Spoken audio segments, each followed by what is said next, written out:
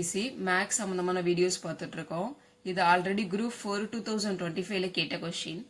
இரு எண்களின் விகிதம் 3:4 மேலும் அதன் மீப்போவா மதிப்பு 4 எனில் அவைகளின் மீச்சீமா காண்க.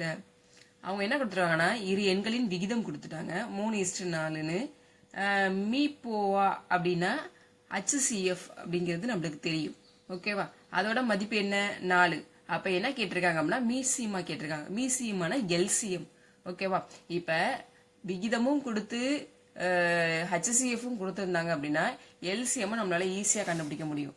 அப்ப எல்சிஎம் ஈக்குவல் டு இது என்னென்ன வேல்யூஸ்லாம் வந்திருக்கோ விகிதம் என்ன வந்திருக்கு 3 4.